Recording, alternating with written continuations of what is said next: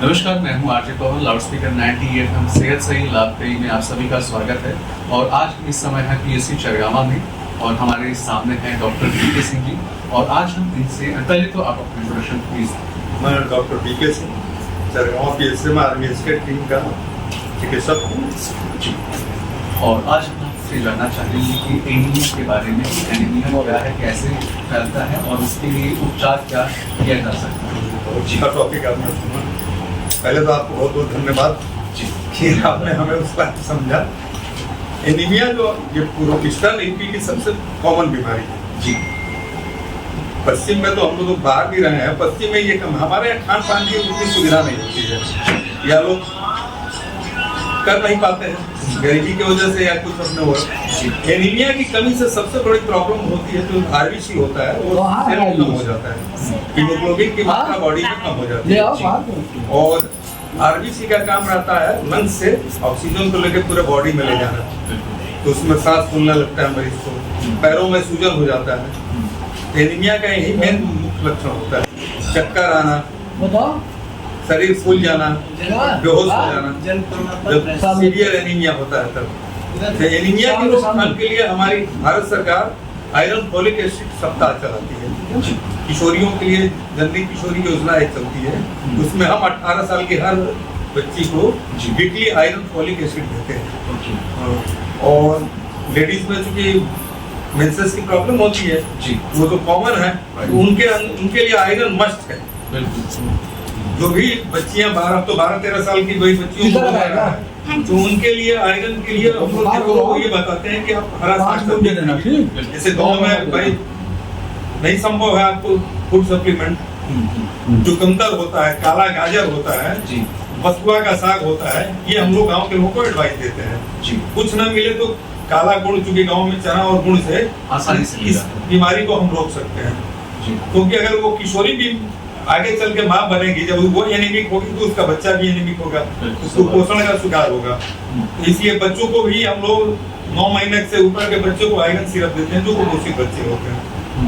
और दाल का पानी, चावल का माड़, दूध में केला, ये सब हम लोग सप्लीमेंट उनको माँ को समझाते हैं। अच्छा, चीज जैसे आपने बताया कि जो आप प्रोवाइड कर रहे हैं अपनी तरफ से, जिनको डाइट मिल रही है शहर में, वो तो वो चीजें नहीं जो जैसे हरी सब्जियां हो, गाजर हो गया, वो लोग तो खाना ही नहीं चाहते, इसलिए आप उनको फुलफिल करने के लिए आप ये सप्लीमेंट जो नहीं खाएंगे तो नहीं खाएंगे, क्योंकि भाई एनीमिया के 3 वो होते हैं, एक मॉडरेट, माइनर और सीवियर जी। तो अगर 10 से कम होगा तो होगा, 6 आ जाएगा तो एकदम सीवियर हो जाएगा, तो उसमें ब्लड चढ़ाना पड़ता है। तो उसको रोकने के लिए, अच्छा, एनीमिया एक बार होने के बाद 3 से 6 महीना में ठीक होता है, रेगुलेशन तुरंत नहीं हो पाता है। अच्छा, तो इसमें B12 की कमी हो जाती है बॉडी में जी।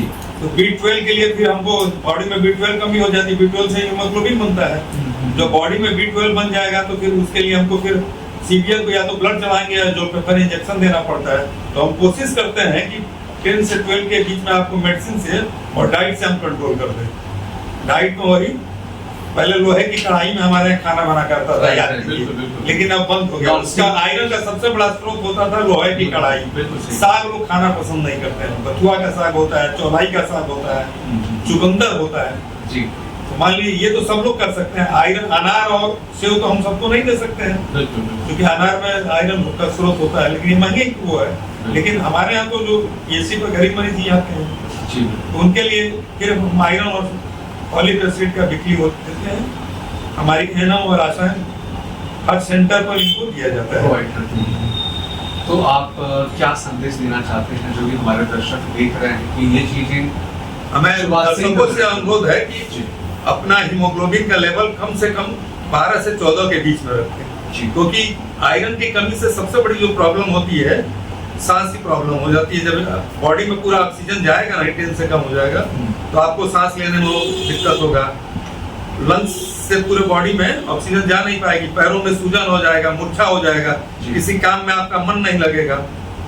तो इसके लिए आप अपनी फूड सप्लीमेंट में, डाइट में कम से कम, अगर संभव हो तो 1 अनार या 1 सेब, नहीं तो काला गाजर, चुकंदर या साग का नेचुरल सेवन करें, ठीक है ना। एल्कोहल वगैरह से दूर रहें।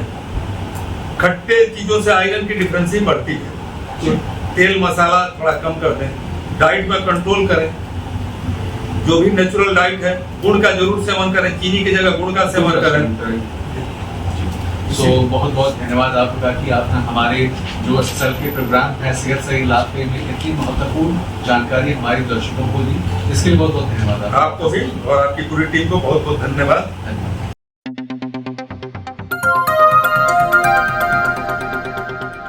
बजाओ जरा झूम के बजाओ, बजाओ बजाओ जरा झूम के बजाओ।